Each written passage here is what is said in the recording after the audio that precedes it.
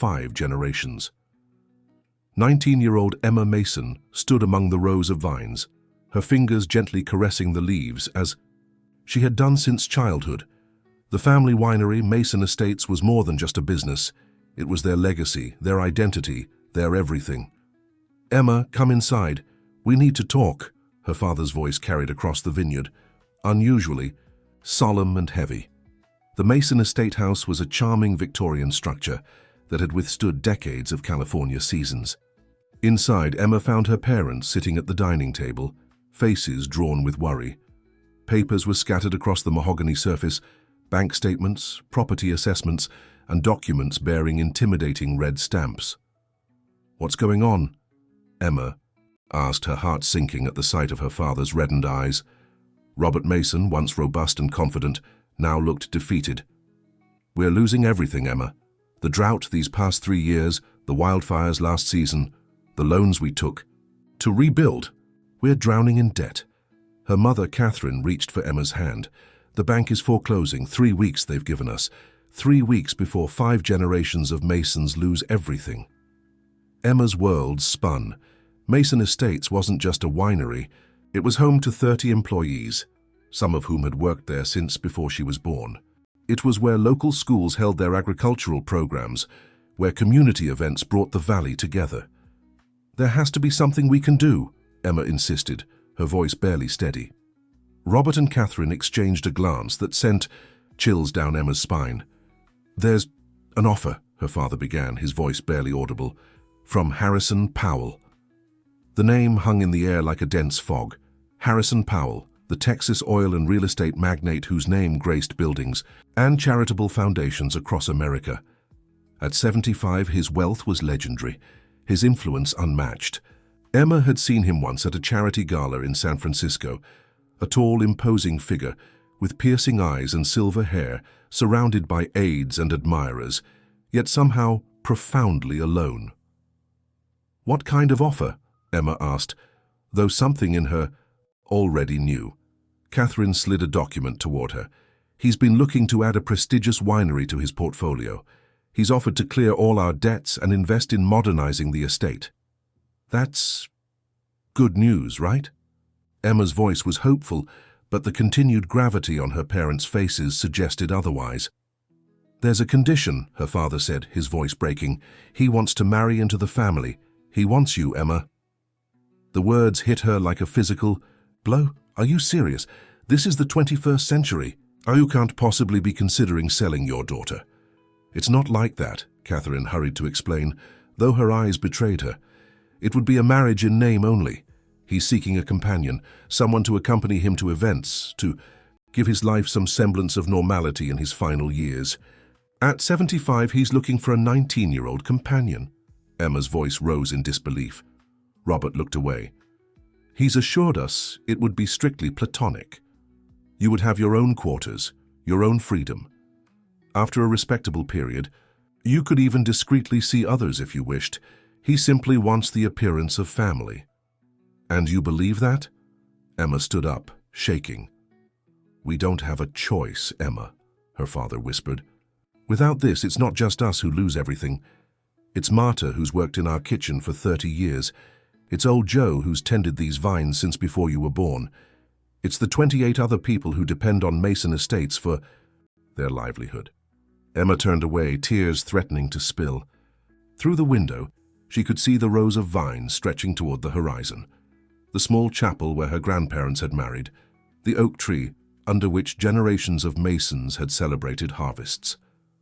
All of it, everyone's livelihoods, her family's legacy, hanging by a thread.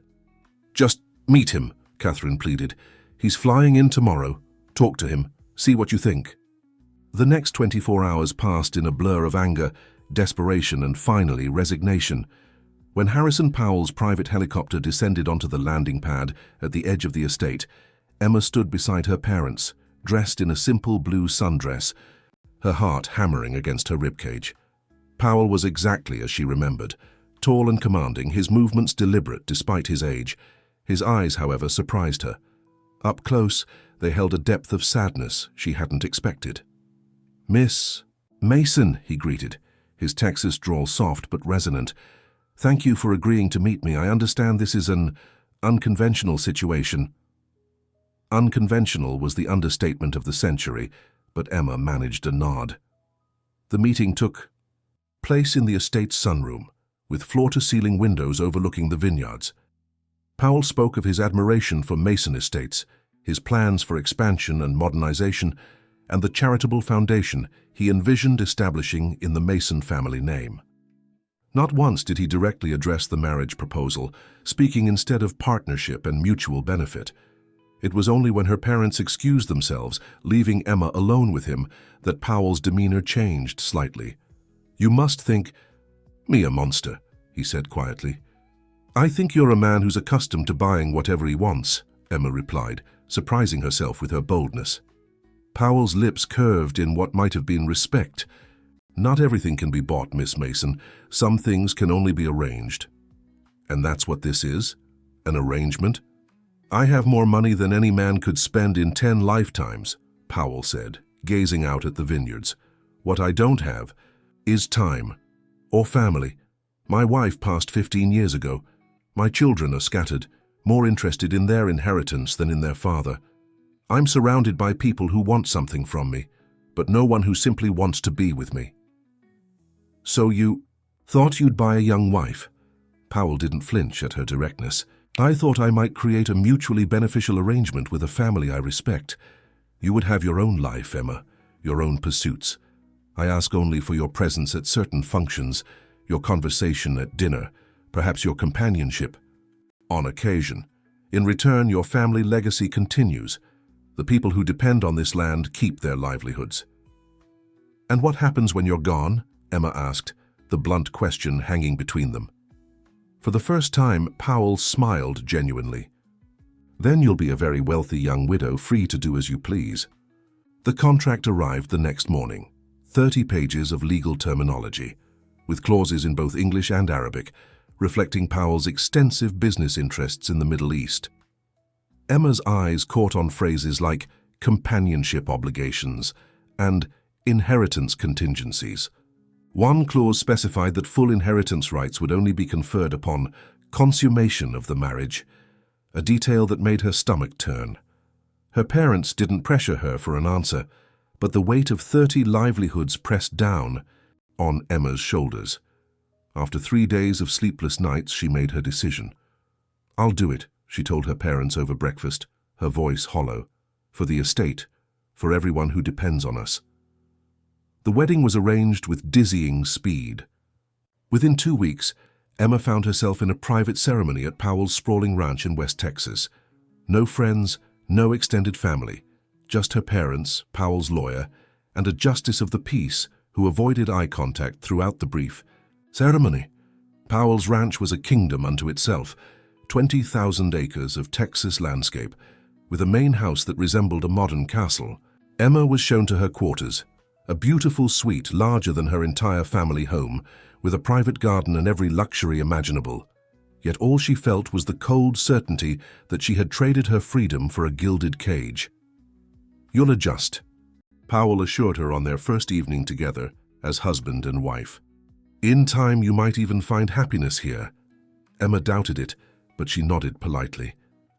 That night, alone in her new bed, she curled into herself and finally allowed the tears to flow freely. Outside her window, Texas stars shone indifferently. On her new life while back in Napa, she knew the same stars watched over the vineyard she had sacrificed everything to save. Life at Powell Ranch unfolded in a strange rhythm that Emma struggled to understand. Days stretched into weeks as she navigated the labyrinth of her new existence. The sprawling Texas estate operated like a small corporation, with a staff of 40 managing everything from security to landscaping. Emma was nominally the lady of the house, yet she felt more like an ornamental fixture than a person of authority. Harrison maintained a rigorous schedule that included daily business calls beginning at 5 in the morning, meetings with various executives and politicians throughout the day, and charity functions or business dinners several evenings a week. Emma was expected to attend these events, smiling politely as she was introduced as my wife, Emma. The age difference drew curious stares and whispered comments, but Harrison's wealth and influence silenced any open criticism. "You're doing wonderfully," Harrison told her after a particularly draining charity gala in Houston. "The Hemsworth Foundation has doubled their donation because of your charm." Emma nodded, accepting the compliment without feeling any real satisfaction. She had learned to play her part, the beautiful young wife of the legendary Harrison Powell, but inside, she felt increasingly hollow. Her parents called weakly, their voices always tinged with guilt beneath their attempted cheerfulness. They told her about the transformations at Mason Estates, the new irrigation system being installed, the modernized processing equipment, the expanded visitor center. The winery was thriving under Powell's investment, exactly as promised. "Everyone sends their love," her mother would say at the end of each call. "They're all so grateful, Emma. What you did, it saved everything." Emma would end these calls feeling both vindicated and trapped. Her sacrifice had meant something, had protected people she loved. But the price seemed to grow heavier with each passing day. 3 months into her marriage, Harrison announced they would be traveling to his compound in Arizona, a sprawling desert estate near Sedona that he described as his spiritual retreat. Emma packed dutifully, having learned that Harrison valued punctuality and preparation above all else. The Arizona compound was strikingly different from the Texas ranch. Where the ranch exuded power and Texas grandeur, the Sedona estate was designed to blend with the red rock landscape, a masterpiece of sustainable architecture, with sweeping views of the mystical formations that made the area famous. "This is where I come to think," Harrison explained as they toured the property. "Some of my most important decisions have been made while meditating on that terrace." Emma noted that despite his wealth and power, Harrison seemed genuinely drawn to the spiritual energy Sedona was known for. It was the first glimpse of vulnerability she'd seen in him, a crack in the armor of the billionaire businessman. That evening, after a quiet dinner on the terrace overlooking Cathedral Rock, Harrison broached a subject they had carefully avoided since their wedding. "Emma, we need to discuss the matter of heirs," he said, his voice matter-of-fact as he swirled brandy in a crystal glass. Emma felt her body tense. "I thought our arrangement was clear. This is a marriage of convenience, not—" "I'm well aware of our arrangement," Harrison interrupted gently, "but you've also read the contract. The inheritance clause is specific about consummation." "I'm not having this conversation," Emma said, standing abruptly. Harrison remained seated, his expression unreadable. "My empire needs an heir, Emma. My children from my first marriage have proven themselves unworthy time and again. I need someone to carry on my legacy, someone raised with the values I believe in." "I didn't agree to have your child," Emma said, her voice trembling with anger. "You agreed to be my wife," Harrison replied calmly, "and with that comes certain expectations. Expectations that weren't made explicit until now." Harrison sighed, suddenly looking every one of his 75 years. "Consider your position, Emma. Without an heir, the inheritance clause becomes void. Without that clause, your family's winery reverts to its previous status, debt-ridden and headed for foreclosure." The threat hung in the air between them, unspoken but unmistakable. Everything Emma had sacrificed herself for could still be lost. "I'll give you time to think about it," Harrison said, rising slowly from his chair. "We're here for 2 weeks. By the time we leave, I'll need your answer." That night, alone in her suite, Emma paced the floor until dawn broke over the red rocks. She felt trapped in a web of legal clauses and moral compromises, each choice before her seeming worse than the last. The thought of bearing Harrison's child filled her with revulsion, yet the alternative, watching her family and their employees lose everything, was equally unbearable. On the 3rd day at the Sedona estate, a visitor arrived. Emma was sitting by the infinity pool, pretending to read while her mind churned with anxiety, when a sleek black car pulled into the circular driveway. From her vantage point, she watched as a man stepped out, tall and lean, with dark hair, and a purposeful stride that immediately set him apart from Harrison's usual associates. One of the household staff approached Emma. "Mrs. Powell, Mr. Matthew Powell has arrived. Mr. Harrison asked that you join them in the main living room." Matthew Powell, Harrison's youngest son. Emma had heard about him from snippets of conversation and passing references. Unlike his siblings, who regularly appeared in tabloids for their extravagant lifestyles and scandalous behavior, Matthew kept a low profile. He had built his own success in sustainable technology, reportedly refusing his father's financial backing. The black sheep of the Powell family, not because of rebellion but because of principles. Emma changed quickly and made her way to the living room, where she found Harrison and Matthew in what appeared to be a tense conversation. They fell silent as she entered. "Ah, Emma," Harrison said, his voice artificially light. "Come meet my son, Matthew." Matthew Powell turned to face her, and Emma felt an unexpected jolt of recognition, not because they had met before, but because his eyes held the same depth of emotion, the same intensity she often saw in her own reflection. "So this is the new Mrs. Powell," Matthew said, his tone carefully neutral as he extended his hand. "A pleasure to meet you." His handshake was firm, his gaze direct and assessing. Emma sensed neither judgment nor sympathy in his appraisal, only careful observation. "Likewise," she replied, matching his formality. "Matthew has decided to grace us with his presence for a few days," Harrison said, a thread of sarcasm running through his words. "A rare occurrence indeed." "I had business in Phoenix," Matthew explained simply. "When I heard you were at the Sedona house, it seemed appropriate to stop by." The tension between father and son was palpable, years of unspoken conflicts hanging in the air. Emma felt like an intruder in a battle that had begun long before her arrival. "Well, I'm glad you're here," Harrison said, his tone suggesting the opposite. "Perhaps you can keep Emma company while I attend to some business calls. She's been rather isolated here." Before either of them could respond, Harrison had left the room, leaving Emma alone with Matthew. An awkward silence stretched between them. "He's never been subtle about his manipulations," Matthew finally said, moving to the bar and pouring himself a glass of water. "Would you like something to drink?" "No, thank you," Emma replied, studying him more carefully now. Unlike Harrison, who wore power like a tailored suit, Matthew seemed deliberately understated. His clothes expensive but not flashy, his demeanor confident but not imposing. "How long have you been married to my father?" he asked directly.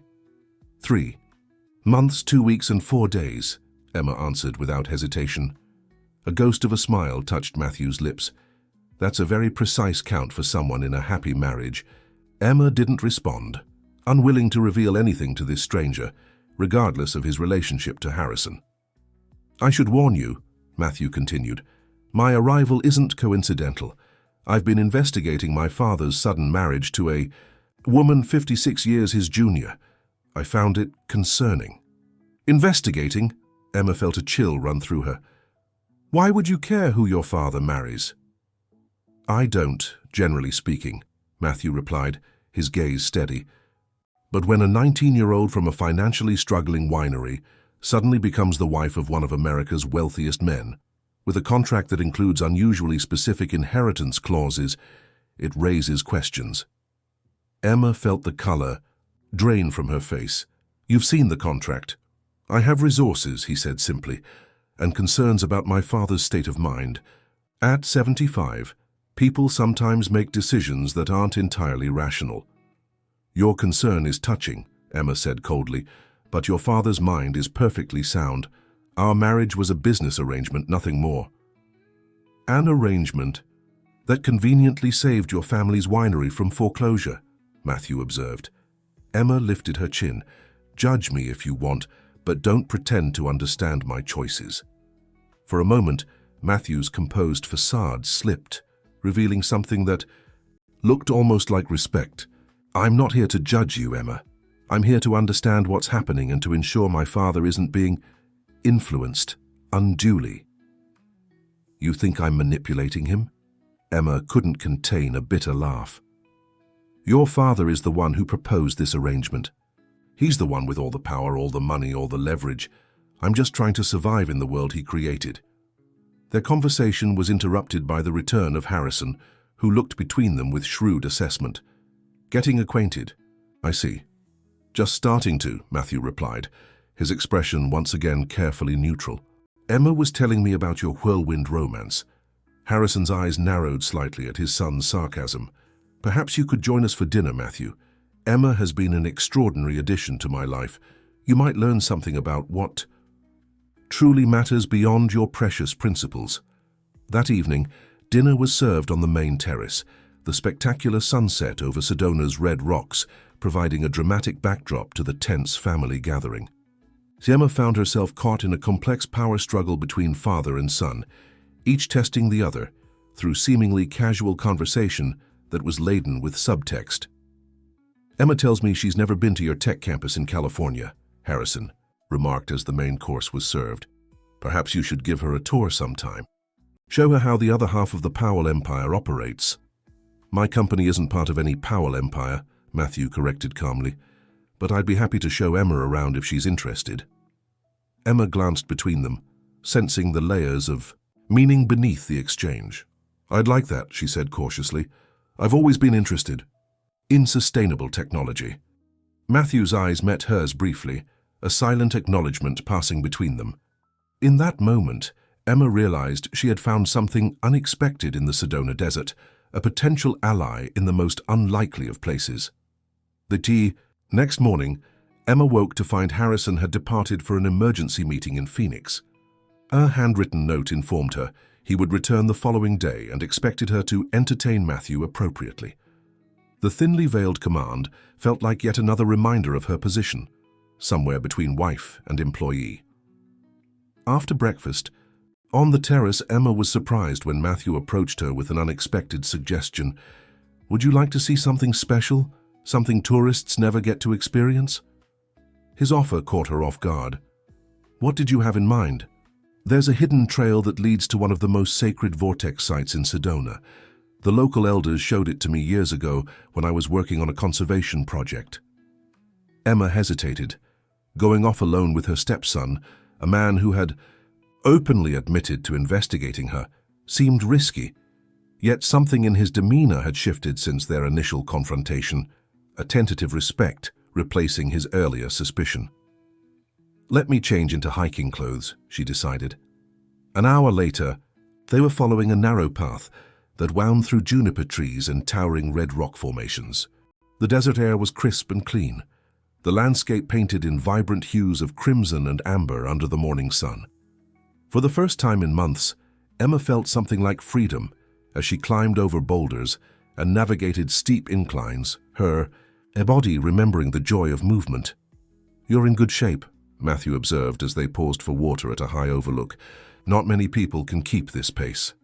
I grew up working in vineyards, Emma replied. It builds endurance. Matthew studied her for a moment. You miss it, don't you? The vineyard. The simple question, asked without judgment, broke something loose inside her. More than I can say. It wasn't just work. It was everything. The rhythm of the seasons, the smell of the earth after rain, watching something grow from your own care. I understand that feeling, Matthew said quietly.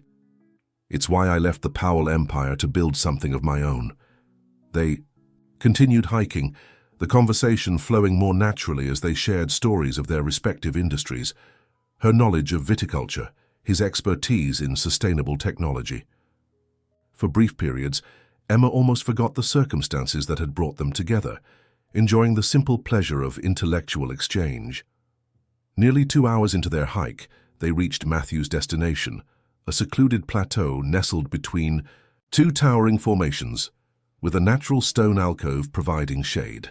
The view was breathtaking, the entirety of Sedona spread before them like a living painting. This is incredible, Emma breathed, turning slowly to take in the panoramic vista.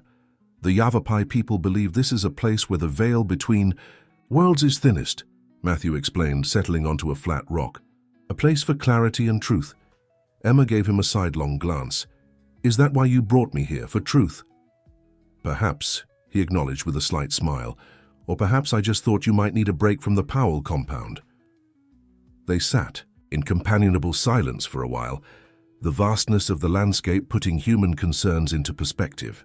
Finally, Matthew spoke, his tone careful but direct. My father had a stroke 3 years ago, a minor one that we kept out of the press. Emma turned to him, surprised. He never mentioned that. He wouldn't. Vulnerability isn't part of the Harrison Powell brand. Matthew picked up a small stone, turning it over in his fingers. The doctors warned that his stress levels and workload could trigger a more serious event. That's part of the reason I've been concerned about this sudden marriage. You think I'm exacerbating his condition? Emma asked defensively. No, Matthew replied. I think he's using you as a distraction from his mortality. A young wife, the potential for a new heir. It's his way of denying the inevitable. Emma looked away, uncomfortable with how closely Matthew's assessment aligned with her own observations. He's been pressuring me about children, she admitted quietly. Matthew's expression darkened. That doesn't surprise me. My father sees children as extensions of his legacy, not as individuals. Experience speaking. 3 decades of it, he confirmed. My siblings embraced their roles as Powell heirs, taking the money and privilege without question. I chose differently. And he's never forgiven you for that independence, Emma surmised. Matthew's laugh held no humor. In my father's world, loyalty to the Powell name trumps everything, even one's own happiness. Emma drew her knees to her chest, suddenly feeling the weight of her situation anew. I don't know what to do, she confessed. If I refuse to have his child, he'll likely invoke the contract clauses that would bankrupt my family. If I agree, she couldn't finish the thought. There's always another option, Matthew said quietly. I could help you leave, disappear, start over somewhere new. Emma stared at him in disbelief. Why would you offer that? Because no one deserves to be trapped in a life they didn't choose, he answered simply. Not even a Powell wife. The offer hung between them, tempting and terrifying. My family would still lose everything. Perhaps. Or perhaps there are legal challenges that could be mounted against the contract itself. Coercion, undue influence. There are avenues we could explore. We, Emma echoed. Matthew met her gaze steadily. I've spent my life watching my father collect people like trophies. I won't stand by while he does it again. Something shifted in that moment, a connection forming between two people united by their complicated relationships with the same powerful man. Emma felt a dangerous warmth spreading through her chest, an emotion she couldn't afford to examine too closely. We should head back, she said abruptly, standing. Harrison expects me to be a proper hostess. The hike down passed in thoughtful silence, each lost in private calculations. When they reached the compound, Emma was startled to find Harrison's helicopter on the landing pad. He's back early, she murmured, anxiety immediately replacing the temporary peace she'd found on the mountain. Harrison was waiting in the great room, his posture rigid with barely contained anger. Where have you been? He demanded as they entered. I took Emma hiking to Cathedral Rock, Matthew answered smoothly. The weather was perfect for it. Harrison's gaze shifted between them, assessment sharpening to suspicion. For 6 hours, without leaving word. I left a note with Maria, Matthew replied, referring to the housekeeper, and Emma is perfectly capable of deciding how to spend her day. When she's my wife, her time is my concern, Harrison said coldly. Emma felt her spine stiffen at his proprietary tone. I wasn't aware I needed permission for a hike. Harrison's eyes narrowed at her uncharacteristic defiance. We need to talk, privately. He gestured toward his study. Matthew stepped subtly closer to Emma. Whatever you need to say can be said, in front of me. This is between a husband and wife, Harrison snapped. I'll be fine, Emma assured Matthew, though her heart raced with apprehension. Harrison's study was a fortress of masculinity, dark wood, leather furniture and walls, lined with books he likely never read. He closed the door behind them with ominous finality. Sit, he commanded, pouring himself a whiskey despite the early hour. Emma remained standing. What's wrong? My son has always been a problem, Harrison began, his voice dangerously calm. Righteous, judgmental, convinced of his moral superiority, but I never thought he would stoop to seducing his father's wife. That's not what happened, Emma protested, heat rising to her face. We were just hiking. I wasn't born yesterday, Harrison growled. I recognized the look of a man captivated by a woman. My son wants what is mine, as he always has. I'm not a possession, Emma said, finding courage in her anger, and nothing inappropriate happened. Harrison moved toward her with surprising speed for a man his age, gripping her arm. Let me be clear. My son is attempting to manipulate you, to use you against me. It's what he does. Emma jerked away from his grasp. Or maybe he's just being kind to someone who's virtually a prisoner in your world. Something dangerous flashed in Harrison's eyes. You made a choice, Emma. You signed a contract. Your family is thriving because of my generosity. Don't forget that. How could I? She shot back. You remind me at every opportunity. Harrison stared at her for a long moment, then seemed to regain control of his emotions. When he spoke again, his voice was eerily calm. I've decided we're returning to Texas tomorrow. This Arizona air doesn't seem to agree with you. And if I want to stay? That's not an option. Harrison turned away, dismissing her. Pack your things. We leave at dawn. That night, Emma found herself unable to sleep, restless with conflicting emotions. Around midnight, a soft knock at her door startled her. She opened it cautiously to find Matthew standing in the hallway. May I come in? He asked quietly. Just to talk. Every instinct warned against it, yet Emma found herself stepping aside to admit him. If your father finds you here... He took a sleeping pill. He won't wake until morning, Matthew assured her, remaining respectfully near the door. I heard you're leaving tomorrow. His decree, Emma confirmed bitterly. He's isolating you, Matthew said. It's what he does when he feels he's losing control. Emma sank onto the edge of her bed. I don't know how I got here. 3 months ago, I was working in our vineyard, planning to apply to UC Davis for viticulture studies. Now I'm trapped in a marriage to a man who sees me as another acquisition. It's not too late to change your path, Matthew insisted, keeping his distance, though his eyes conveyed an intensity that made Emma's heart race. I meant what I said earlier. I can help you. At what cost? Emma asked quietly. Why would you risk your father's wrath for a stranger? Matthew was silent for a moment, because 16 years ago, someone else was trapped in my father's web. My mother stayed in a toxic marriage because she believed she had no other choice. By the time she found the courage to leave, her health was broken from years of stress and emotional abuse. She died 6 months later. The raw pain in his voice made Emma's chest ache. I'm so sorry. History repeats itself if we let it, Matthew said simply. I won't watch another woman's spirit get crushed by Harrison Powell's empire. Emma studied him in the dim light, seeing beyond the successful businessman to the wounded son beneath. In that moment of shared vulnerability, something shifted between them, something dangerous and unexpected. I should go, Matthew said suddenly, as if sensing the change. But take this. He handed her a small card with only a phone number, written on it. If you need help, any kind of help, call this number. It's a private line that can't be traced. After he left, Emma held the card like a talisman, a small promise of possibility in a life that had begun to feel inescapable.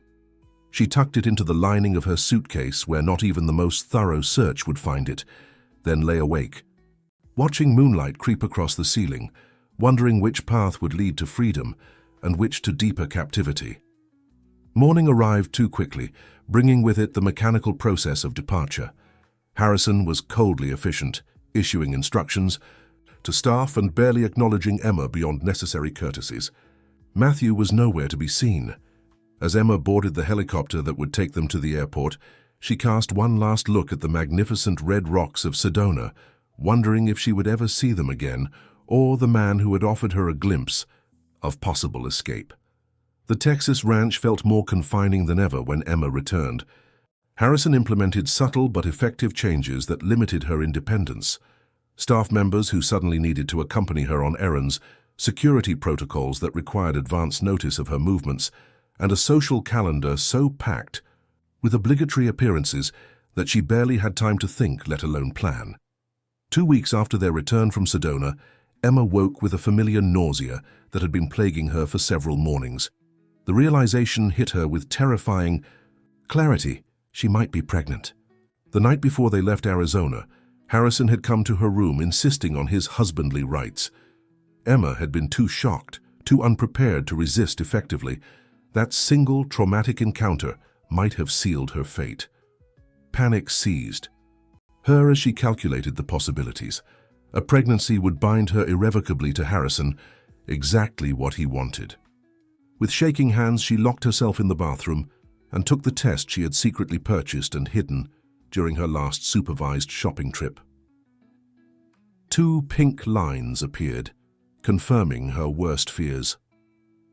Emma sat on the cold marble floor, her mind racing. The pregnancy changed everything. If Harrison discovered it, he would never let her go. His obsession with legacy would ensure she remained under his control forever, her child raised as the Powell heir according to Harrison's rigid standards. She needed to act quickly before her condition became apparent.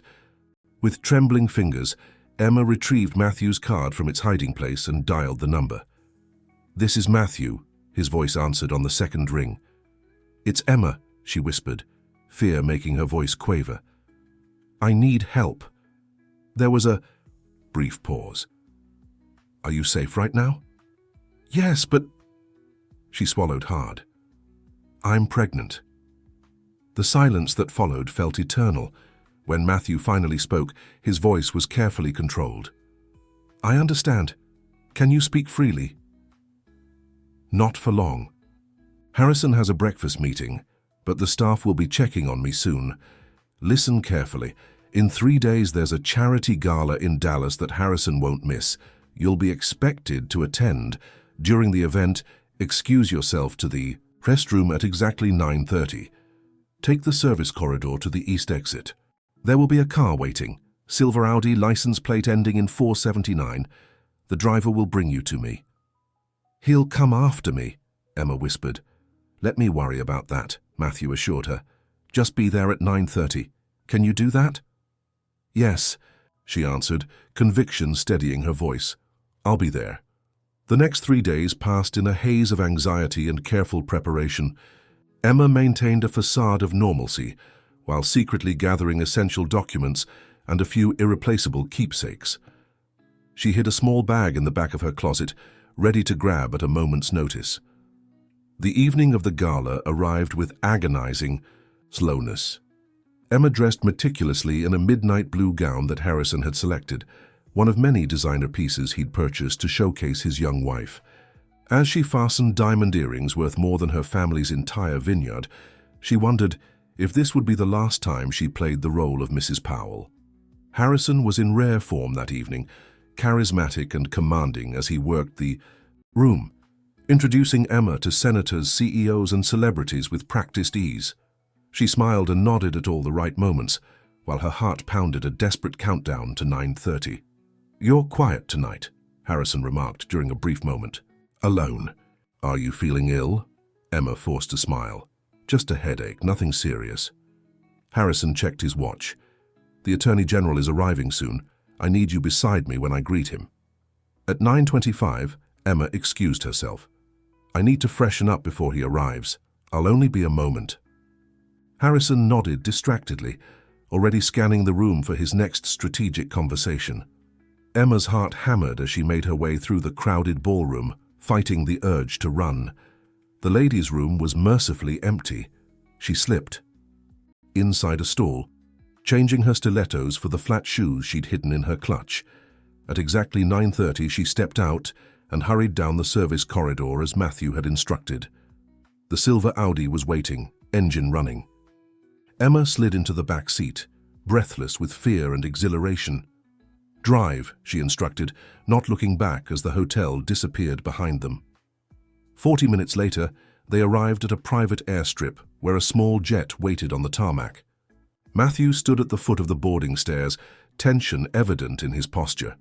"You made it," he said as she approached, relief washing over his features. "Are you okay?" Emma nodded, though she felt far from okay. "What happens now?" "Now, we get you somewhere safe." He guided her toward the plane.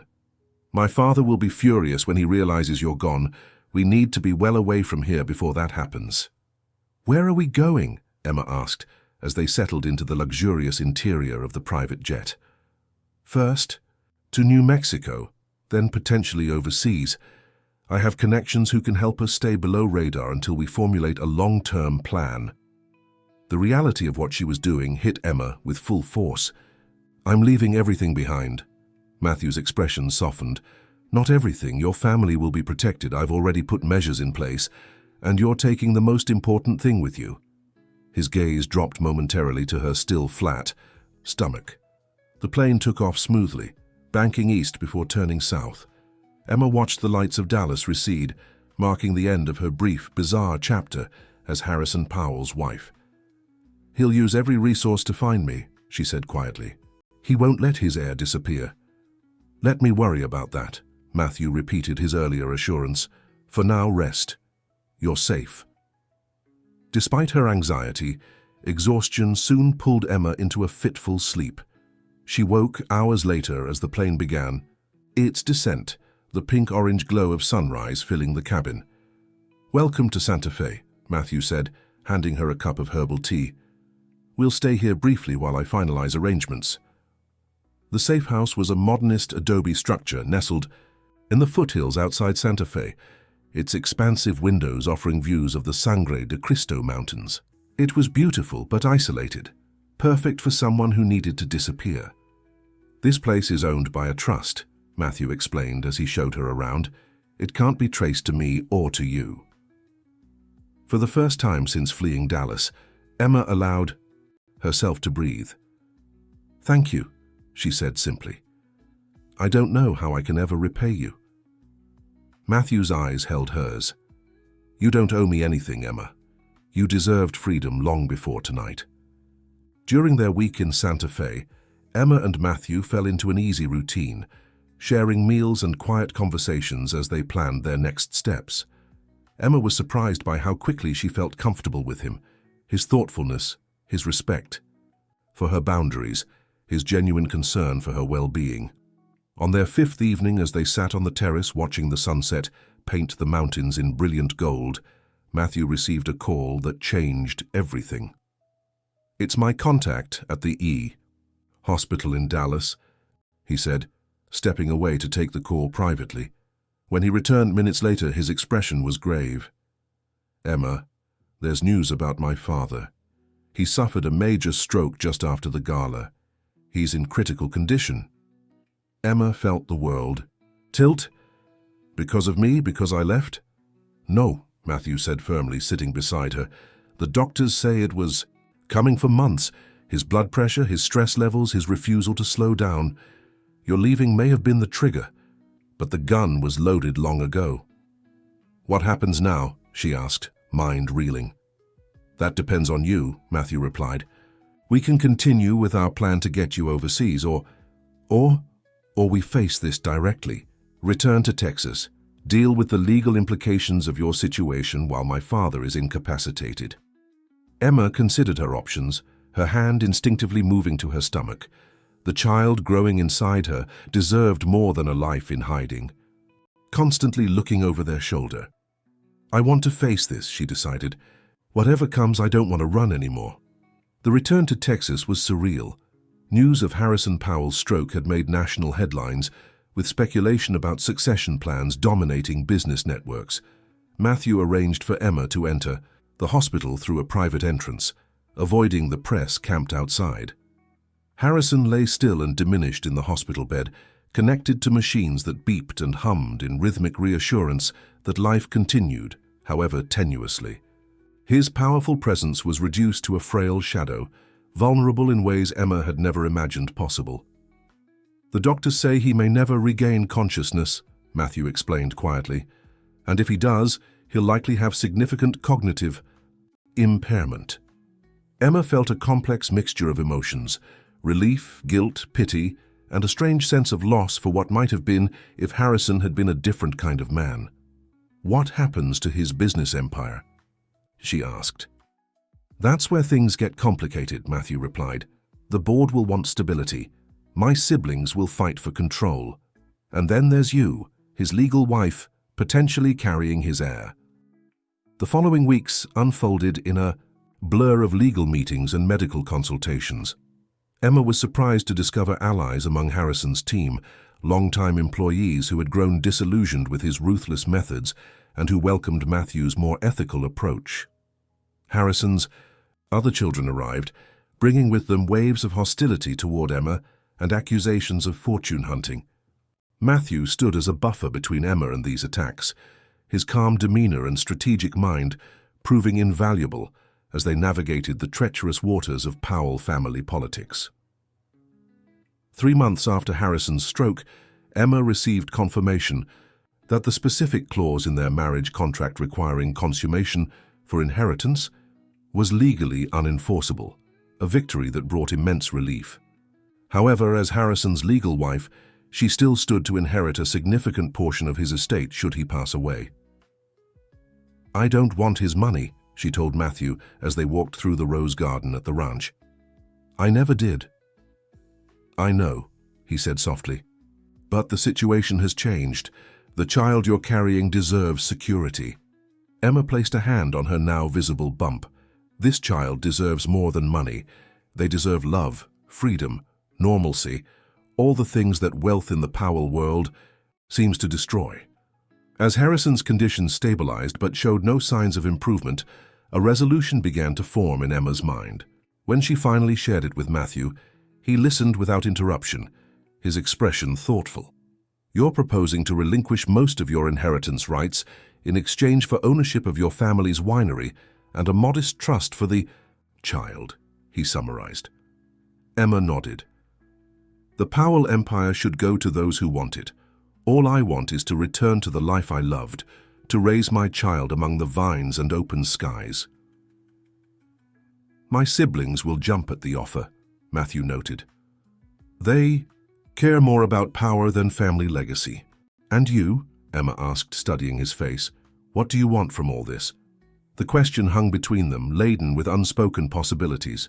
Over the past months, their relationship had evolved from reluctant allies to trusted friends, with an undercurrent of something deeper neither had been willing to acknowledge. "I want what I've always wanted," Matthew finally answered. "To build something meaningful, something ethical, and," he hesitated, then continued with quiet intensity, "to be part of your life, Emma, if you'll have me." The winter passed, and with it, the worst of the legal battles. By spring, Emma's settlement was finalized.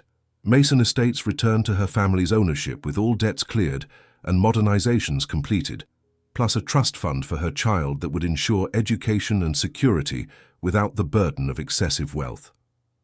Harrison remained in a specialized care facility, his condition unchanged.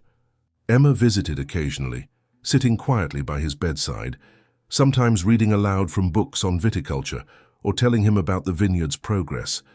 Whether he could hear her, she never knew, but the visits helped her make peace with the complex role he had played in her life.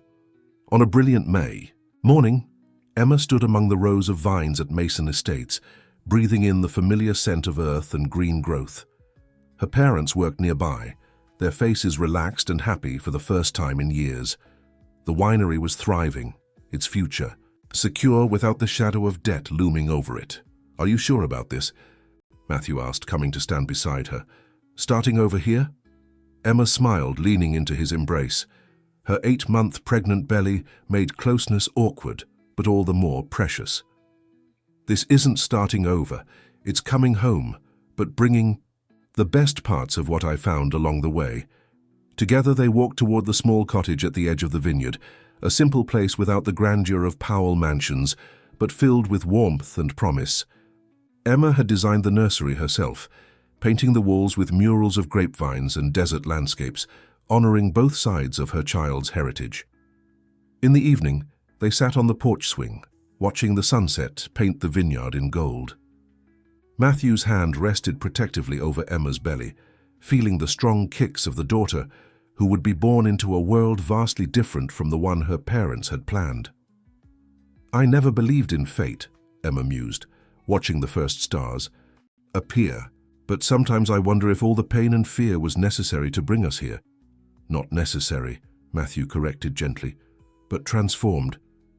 You took something broken and made it into something beautiful. That's not fate. That's courage. As darkness settled over the vineyard, Emma felt a profound sense of peace. The golden shackles that had once bound her had been melted down and reforged into something entirely new. A ring freely chosen, a life deliberately built, a future limited only by the horizons she set for herself. 2 months later, Rose Catherine Powell Mason came into the world with her mother's determination and her father's thoughtful eyes.